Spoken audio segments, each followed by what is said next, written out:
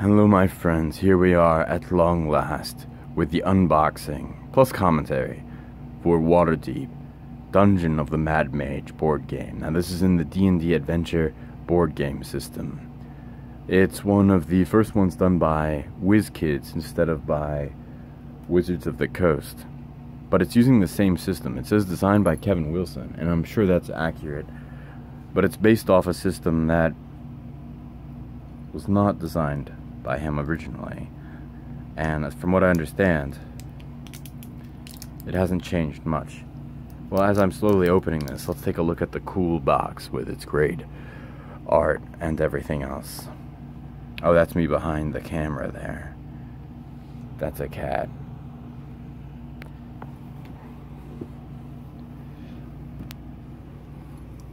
Plagued by dreams of madness, journey to Undermountain and join the adventure of a lifetime. And of course this is reminiscent of anything else that takes place in Waterdeep. I'm less familiar with the D&D proper and with the role-playing game and so forth in the novels, but just the sheer aesthetics as they come through in Lords of Waterdeep, the worker placement Euro D&D game. It's something that I have a great affection for. I love both the game itself and the app, including with the expansion as well. Now, every game so far that's been in the D&D Adventure board game system has been a delight for me. I barely played through most of the scenarios in any given game, and even though they're meant to be played in such a way that you would play them beginning to end like a true campaign, they really lend themselves more robust, kinesthetic, tactile thickness that is quite satisfying, that you can only trust me on. But they lend themselves to one-off scenarios more, like for example in Castle Raven, in Wrath of Ashardalon. It's actually quite fun and satisfying to skip ahead to some of the later scenarios where you are fighting some of the big baddies right away, instead of just the warm-up scenarios. It can be fun to skip around, but as the games progress, they try to go more toward a campaign-driven game, and yet despite that, it still plays fine, relatively, if you jump around a little bit, or you play one random scenario, or you have someone jump in late, and then you just buff them up accordingly, according to how the game recommends it, to make them catch up. So it's less of a committed campaign game than you might otherwise expect, as far as being like you know, one consistent group. If one person leaves, it screws everything up. No one can enter late. This game is much more forgiving and avoiding that sort of thing. So that's really nice. Alright, so here, this is a little bit slightly newer to me, or at least just in the later ones. We have a quick outline of what the miniatures are. And automatically, we love these figures as they're referenced here. Just with all the other games in the D&D Adventure board game system, we have both the adventure book that says scenarios that you go through, either, again, playing them one-off or as part of a campaign. Although in these later games, including Tomb of Annihilation and Temple of Elemental Evil, they definitely are trying to push harder toward playing it as a campaign, as opposed to just a one-off, and a one-off connected by story, but where it's easier to jump around, kind of like how Claustrophobia does it, and I like that too. The basic rules of the system, of the game. What is unclear to me is if there are any major differences in the actual core gameplay mechanisms that are different from any of the other systems, and my guess is no. But rather than read through all of this again, I'm tempted to just, you know, look online to see, are there differences? Because otherwise, so far, it just looks exactly the same. And indeed, these games are meant to be expandable with each other, so that largely you can combine them with each other. There are some caveats to that. Some areas where some things it's unclear how to combine them, and you kind of have to house rule it, or leave some things out, or otherwise just kind of take a guess at how they combine. But in general, they all combine pretty seamlessly, and this is nothing new. Advantage and disadvantage, although weakened might be a new status condition. The traps are something we're bringing back from at least the last game, and I like that pretty well. Daily powers, utility powers, etc. Again, just one more thing. I should have noted once more at the beginning. This is a longish unboxing plus commentary, almost a quasi review of just the components I see. So, just by the sheer minutes of how long this is, please no one thumbs down thinking this is too long. There are other unboxing videos that are just quickly opening up the box. This is a more lavish exploration. The first adventure often would be a solitaire experience. This one says 2 to 5. Is there a solitaire experience? 2 to 5, 2 to 5. So I wonder if it's really only solitaire in the not really sense of you have to control multiple adventurers. Whereas in the other games, they made it so that, you know, you could control, there was at least 1 or 2 adventures where you could control just one person and play it solitaire. Just one character. And of course all the monsters, the events, the encounters, and the heroes combine with the different D&D adventure games. Now, some people might feel that these things don't quite work together, or they don't make sense. I think they still pretty much mostly do. I also even believe that the encounter cards basically still work. Yeah, sure, it can be more random if it's like lava flow, and instead of being in, you know, a Chardalon's caverns, it's in Drist's caverns or in Ravenloft Castle. But still, it otherwise, with those little caveats aside, it's pretty cool to me. This scorpion is freaking terrifying and awesome. I love it instantly. And they've gotten more creative as time has gone along as far as their big baddie. There is a painted version of this that you can buy. I've gotten a little bit more involved and interested in painting lately. And as a result, I haven't bought the painted ones, because even if I can't paint them as well as they come, you know, it's still fun for me to paint them since I have the option. 1 20-sided die. I'm sure you'll have others. I always have one for each person, and each time you buy one, you get a new one as well. But never play this with just 1 20 die being passed around. That would be crazy. So, here we have different varieties of monsters. Alright, let's go ahead and look at them. Let's take a look at what they're like. Alright, this is a crazy scorpion warrior guy. Kind of reminiscent of the human scorpion in Dragonstray. So that's fun. Beefy though for scorpion. Who's this person? And my goal is to eventually paint all these people, just as I eventually hope to paint every single D&D miniature I have for all of my D&D adventure board games. But we are looking at all the miniatures right now. We have these cool guys. Whoa, this crazy skull guy reminds me of like a deep sea fish, but somehow even more hideous. Love it. Ugh. And then there's 2 of these people. Nasty. Alright, so in this dungeon of the Mad Mage, clearly there's some evil stuff going on. Clearly there is some real darkness going on. To be honest, as much as I like the big gruesome monsters, it's the cool humanoid monsters that are always kind of most interesting to me, that have a lot of personality. And this is meant to be a monster. Thug is what this one is. Okay. It's cool also that they tell you the name of the monster. I think the details are improving slightly on the miniatures. They were never bad, even in the first one, Castle Ravenloft. But I do think the details are even slightly improved here. Alright, here's another thug. Another thug. Alright, so thugs are a thing, and who is this? This is someone more heroic looking. I'm guessing it's like a rogue or something like that. A veteran. Okay. Nice. I like these humanoid people. So it seems that there's just a fair number of humanoid enemies.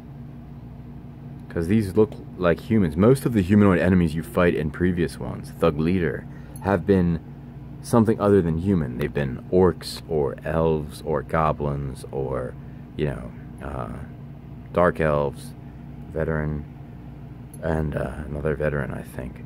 But in this one, it looks like you are just straight up fighting bad humans. So that's a bit of a, you know, a departure from previous D&D adventure board games.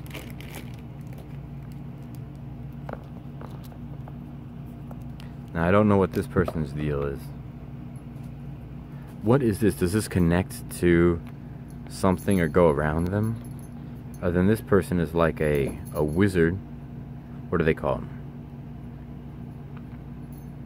Halistar Blackcloak. Okay, so this is a named dude. But what's around? Is this supposed to go around him? Or does this go around something else? This, like, I'm not sure about that yet. Yeah, this is definitely, the enemies are very humanoid focused. We have those gruesome monsters, but then there's just lots of Zalthar Shadow Dusk. But then we have just lots of humans. Because in other games we have bad dwarves, bad elves, we've got vampires, we have werewolves, we have zombies, we've got orcs, and that's just humanoid baddies. But by and large, there have not been, like I said, that many bad, straight-up humans. Although this one doesn't look all that human. So I'll have a great time figuring out what that spiky piece goes to. But yeah, this wizard just looks fantastic. Halistar Blackcloak. And what is... snakes, I think. Love it. So any given one of these... Gray ooze, love it. And even one of these D&D adventure board games doesn't actually give you that many miniatures. Like, it gives you a lot, and it certainly gives you your money's worth. You don't feel scammed after buying it, considering the amount of tiles and cool miniatures you get. But it's not like it gives you a whole Warhammer army. But when you combine them up, if you own multiple games, a shadow, that's awesome. I can't wait to paint this. I'd give it like a gray, black with like some, you know, luminescence, perhaps. Alright, what's this? Veteran leader. Alright, so we saw already some veterans. And this is just a veteran leader, okay. Oh, it's just like, I bet it's going to be called a hag. People, like old, witchy people like this are always called hag. Yep. Beware hag. Knew it. So good at predicting hags. We have another shadow. These guys are great. I can't wait to paint them. Another hag. Another hag, another shadow. So a lot of repeats, which I like because it makes it easier to find them. And for me, as far as combining the different sets together, I still like to play scenario after scenario, one by one. What the heck is this? Intellect Devourer. That's a gross little thing. Says it like, and there's like a bunch of them. Look at them on the ground there. Alright, they're not all Intellect Devourers. Some are Intellect Devourers, some are... What does that say? Gurg? What's this one? Also a Grug. What's this guy? It's like a sword by itself. Flying sword. Alright, that's crazy. But I guess it's the Mad Mage. The Mad Mage is just making frickin' swords fly around and attack you. Grug Elite Warrior. Alright, so I like these little small guys. That's cool. In the past ones, little small ones were often in the form of like some kind of pest, like spiders, rats, bugs, like little small things that would like swarm. But these are just these little things. So that's all the miniatures. Good stuff. Will be better when painted, not painted yet. Let's take a look at our heroes, by the way.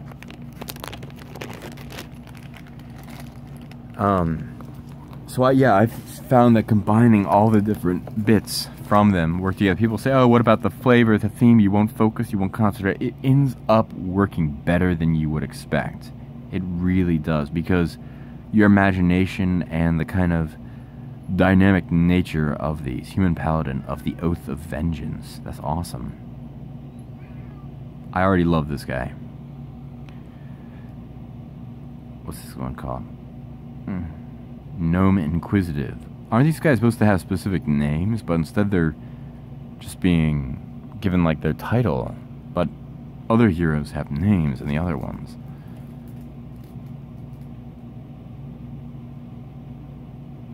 What's it say? Human Storm Sorcerer.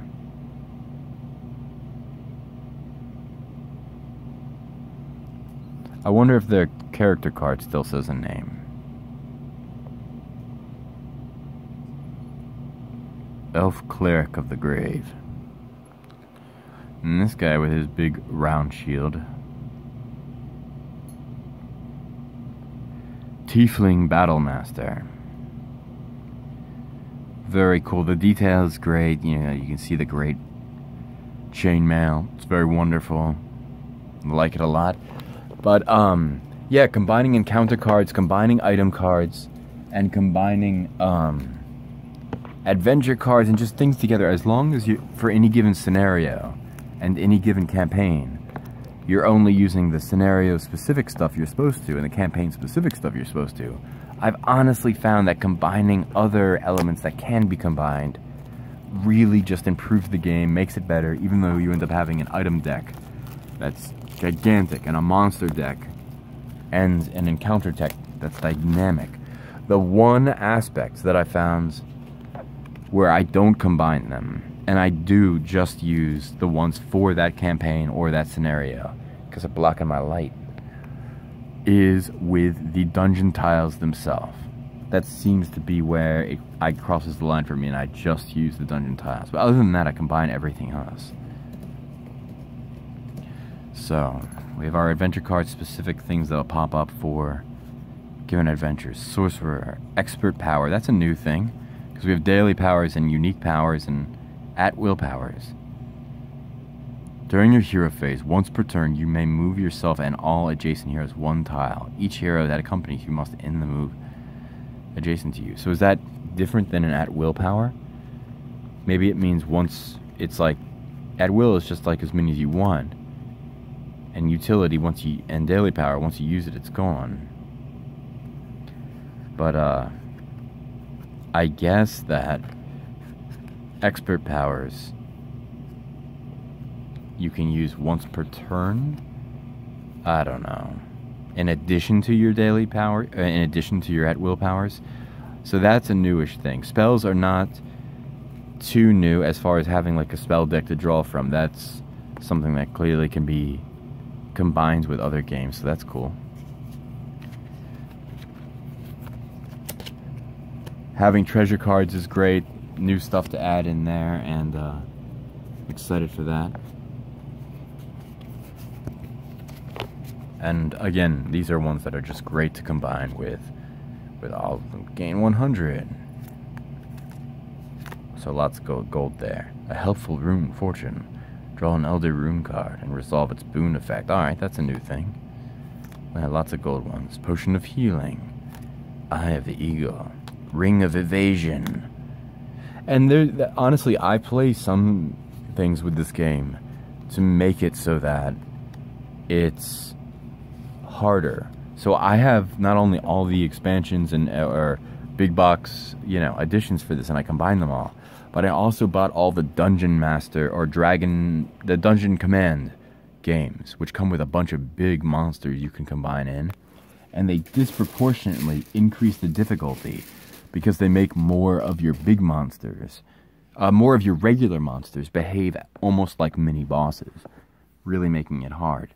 But I make up for that with the fact that I have house rules that basically give more flexibility. So I'm taking out this now, by the way. because this is where we have our inlays we can punch out clearly. And I often will play with people depending on their preference and say that, all right, instead of doing, you can do move plus attack, or move, or move plus some other action. Excuse me. I play that you can just do any 2 actions, even if it's attack. And some people will find, hey, that's too easy. That will make it too, simple. That'll make it too simplistic and easy. You shouldn't play it that way or you're a noob. But honestly, with all the difficult stuff I add in, all the dungeon command stuff I add in, it's already hard enough.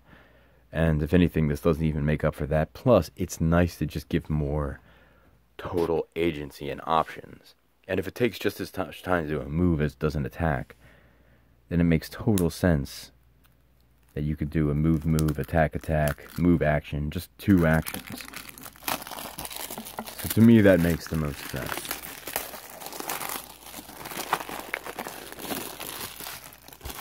There are a lot to punch out here.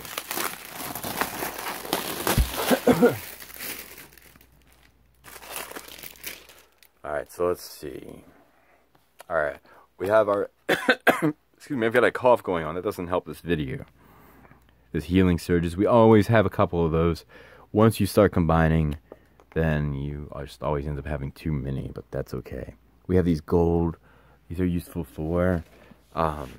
you're playing the campaign, you're building up gold over time, you can use it to buy skills, buy items, sell items you have, and really it's only in the last couple games that they started fleshing out a really satisfying campaign system, whereas in, say, Wrath of Ashardalon, they had kind of a campaign system, but it wasn't that good or fleshed out, it wasn't really worthwhile.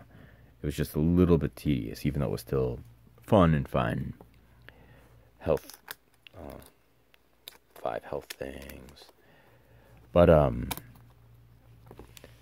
yeah, so here we have, like, dungeon tiles. And I always love the dungeon tiles. And these actually feel more robust and more luminescent than in previous editions. So I already like that. Just like the previous one, which I think is Tomb of Annihilation, or Temple of Elemental Evil, perhaps both. It uses the trap system, that there are traps on different locations that you may have to walk to. Interesting, these ones have 2 white arrows, whereas in previous ones, usually there'll only be, just one or the other. As far as, but in this case, you have an option of how you want to do them. So I won't punch out everything here, but just punch out a few and just show you what we have. Disadvantage, stuns, so those are little tokens you would give it onto the baddies, so that it can show that it's connected to them, right?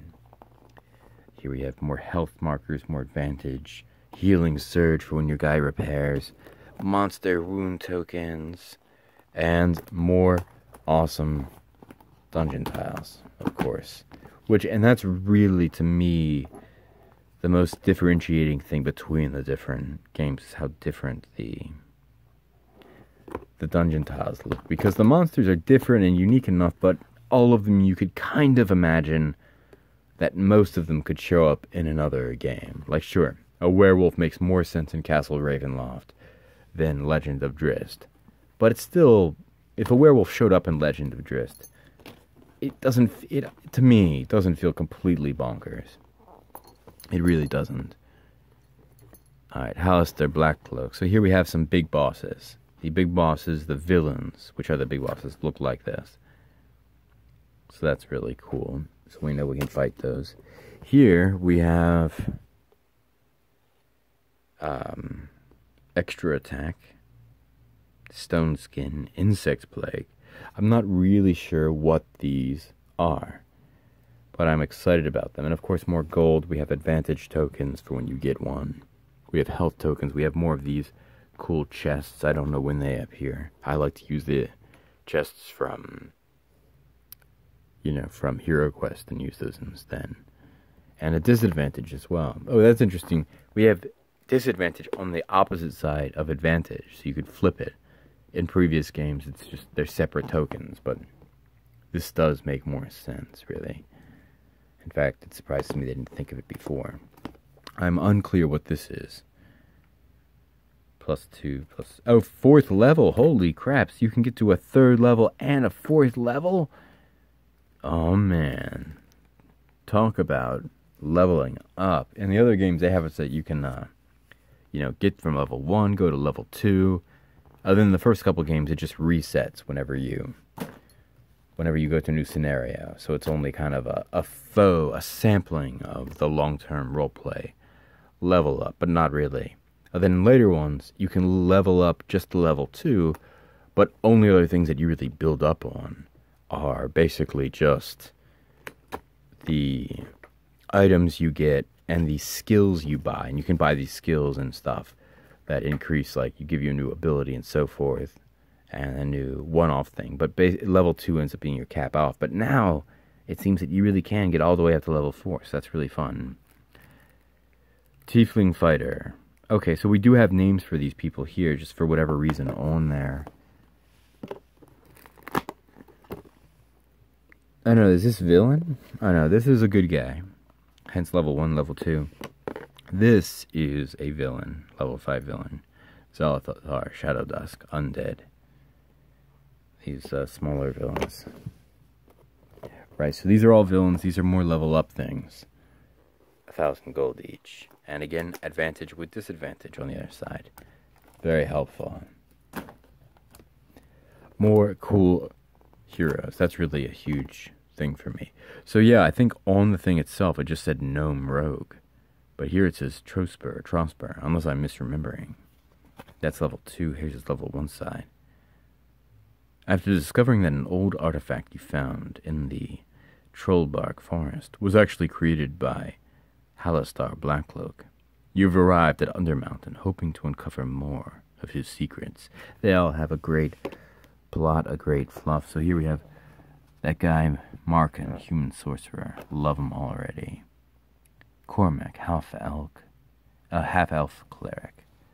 Very fun. Now you, human paladin. So yeah, I like all of this a lot.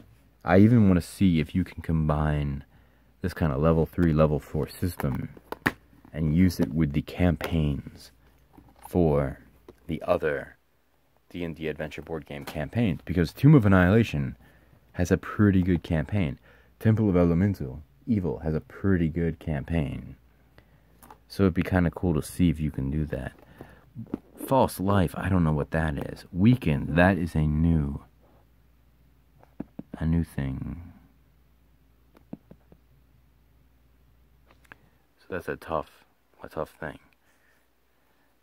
More dungeon tiles, naturally. Let's get a feel for what they look like. Certainly some of the darkest we've seen. I mean, many of them are supposed to go for a dark vibe.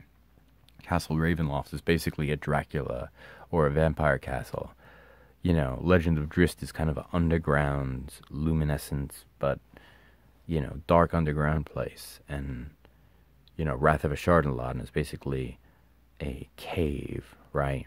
In many respects. But this seems to be the darkest yet. Even darker than Tomb of Annihilation, which is, you know, it's a tomb. When I was talking about skills you could buy as part of the leveling up system, like this costs 1,100 gold, recharge. So then you have this, then for once each scenario, once each game, you flip it and you recharge some other skill or ability, and I think it works for daily powers. So before, those were the only kind of things you could really get to level up your person as it went. Cloaker. Nameless. See, I'm not sure what these people are. I think a lot of these are like NPCs, and there's NPCs in the other ones, but they're kind of shown differently. Wall of Eyes. Flame of Jets. Howling Guardian. All very cool. I like them. Yeah, really dark dungeon tiles. Just the darkest I've seen in any of them so far. I think we see, yeah, like where the traps are, and so for me, yeah, again, combining encounters, cool. Combining monsters still works. Combining adventure cards, spells, heroes, it all ends up working. But for the dungeon cavern tiles themselves, for the tiles, that's where I consistently use one pack at a time for the scenario at hand. But everything else I like to combine, because if I just kept these all separate, as separate games, and only played them individually, it would feel like a waste. It would feel more just like I'd rather just have my favorite and not have all of them, and just really delve into that one unless I was constantly playing this system. But for me, having more of the games is not just about more total scenarios or campaigns. It's about, I like having the richness of depth of all of these possible monsters and heroes and characters who can appear, and encounters, and as well as being able to play multiple scenarios, of course. Alright, so here we get into the traps, these mini trap things that can kind of, not to be confused with the encounters, but just like these go down over all the trap things. You walk over it, you try to encounter it or not, and if you don't, fire trap, boom, 4 damage. Which is, they're kind of, I don't know, they're quite random, but they kind of add some flavor to it. They keep things moving. Here we go, Halistar's Rune, that's fun. Cavern of Ooze, I like that too. Skullport, so that means that's where you can buy it, because just as, I think with Tomb of Annihilation, again, I keep mixing up some stuff from Tomb of Annihilation and Temple of Elemental Evil. But just like with Tomb of Annihilation, I think it's showing you what city where you stop at, what interlude you can buy them at. And then it says the gold it costs, then it says what it does, plus 2 attack. That's huge. So that increases your chance to hit the rune stone. Very awesome. Yeah, more of the same. Here we have lots of trap ones. Here, those are the trap symbols. More spear traps. More dungeon tiles. Alright, we're almost done unboxing this and looking at this, but there is a lot of fun and cool cardboard to punch out. And just like with this one, just like with the others, you really do feel like you're getting a complete game with it. Like, honestly, I'm just being overly completionist, overly weird to buy all of them, and I do like that, but if someone just owned one of these, it would still be a real delight. Abandoned Study. Fun. More weakened, more advantage, disadvantage. Skullport. Yeah, some of these dungeon tiles are quite different from the others, so it begs the question if we're supposed to combine them all together, or which kind of... But, geez, there sure are a lot to punch out here. No question about it.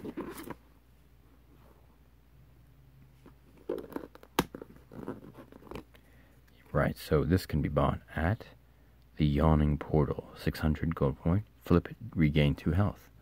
I like that. The Ossuary. Yeah, so some of these are just significantly less dark than others, and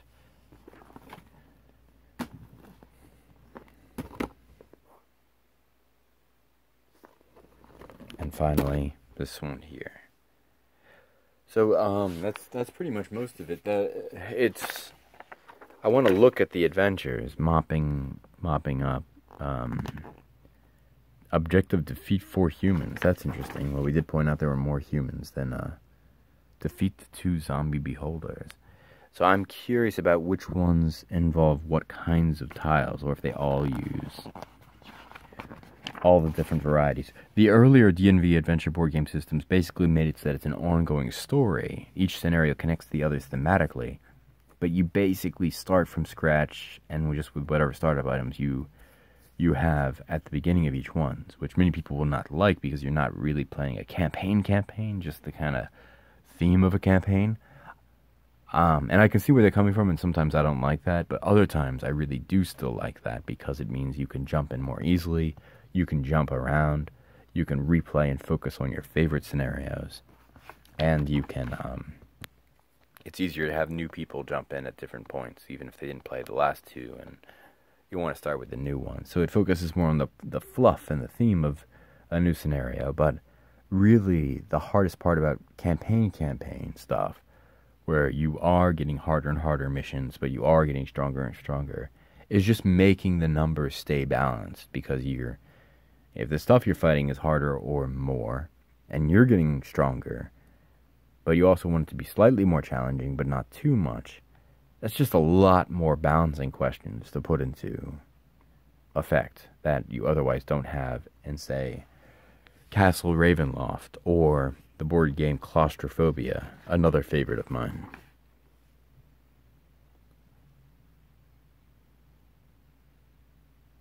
Yeah. Oh, okay, so this is where we go. Tile set. Dungeon tiles. Tile set. Cavern tiles. So it does have a distinct, separate thing between dungeon. I'm only seeing dungeon so far. Dungeon. Let's see if we can find the cavern tiles, just to make sure that I'm understanding that kind of correctly. I only see dungeon. Dungeon tile. Are there cavern tiles at all? So that is confusing because they all say dungeon tile, but then tile set, cavern tiles. What does that mean? Cavern of Ooze?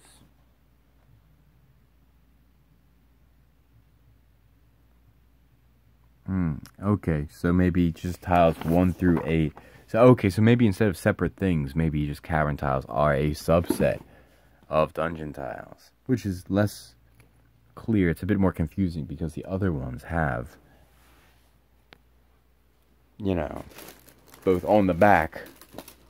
Some say dungeon and some say cavern, depending on the game. Here's all my other stuff. This is all, only these 2 boxes are still here because things are combined together. But I've got, you know, Tomb of Annihilation, Temple of Elemental Evil, Legend of Dresd, Wrath of Chardalon, Castle Ravenloft, and all of the Dungeon Command stuff and promo stuff. So all the monsters, you know, they're in here. Some came pre-painted. Many are not. Others I will be painting eventually, all of them. So my idea is just to combine them all into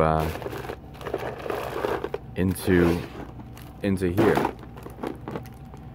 So these are bigger guys, including the really, come on buddy, really big guy. So these are from previous sets. He's probably my favorite of all the big baddies that have come. He's from Legend of Dresd. You know, just all the chits, tokens, and things. So my idea is I will just be combining this all right away, even with everything that I have here. Even though, you know, in any given scenario, you only use a portion of it, and stuff from other games will largely, only some of it will roll over and be used for both, while others, not so much. Yeah, I draw villain epic, got it. Cool. So then one of these is for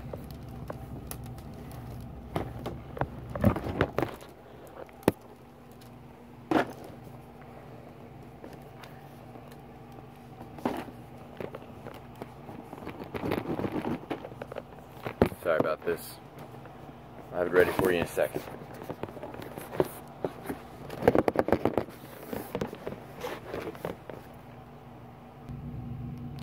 Yeah, so like, you know, with these encounter tiles and things, or, you know, these items and NPCs and things like that. So I think we'll still be able to combine all these together.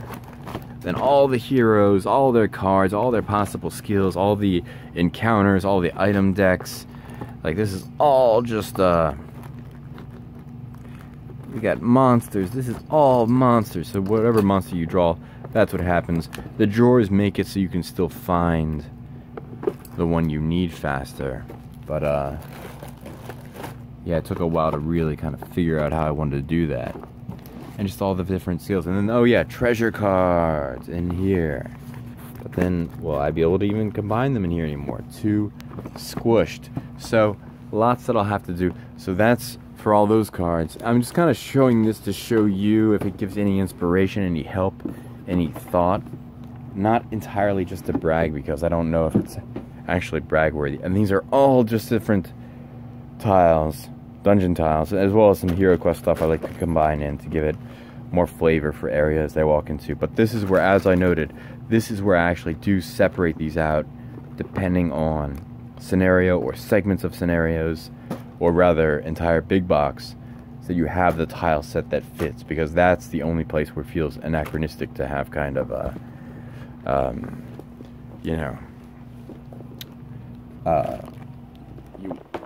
one section you walk in is a Castle Ravenloft Dracula castle tile, and the next is like a cavern underground or something like that. Whereas monsters that feel like they're all over the place in terms of what they are, those don't feel so off to me. I still like that. I get why some people might not want that and they'd want things to be pure and separate, etc., etc.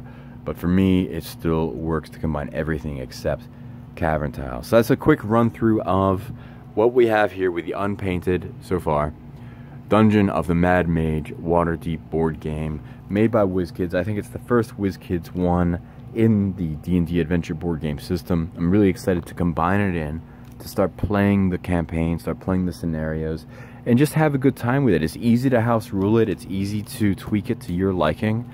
It's a cooperative game. You can play it solitaire, control multiple heroes, control one, just nerf or buff things, your character, the monsters to your... Just have a great time with it. It's a great way to have a thematic experience that is, you know, filled with great kinesthetic, lovely monsters and fun stuff like that, and still a fair amount of skill and strategy moving around, but still ultimately simplistic enough that you could take out, have fun, rock and roll with, and then put away, and not feel like it was too much of an undertaking. A really nice balance for me as someone who doesn't really have the time or energy for full-on D&D campaigns, which I know are entirely deeper and everything like that, but I like to do other stuff. I have other games I like, and this is like a third of what I had before until I had to cut them down.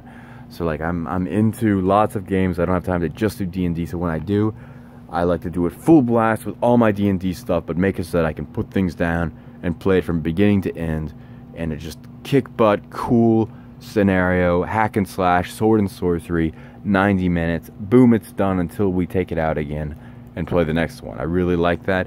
That's how I like to do it, but however you like to do it, that's great too. There's no wrong way to do it as long as everyone's having fun. So I say, keep on doing what you're doing. Thanks for checking in with me with this rambling, goofy video. I know most of my videos are pretty worthless, pretty silly, but maybe they're kind of fun because at least you can see my cute cats a little bit. They're very sweet guys.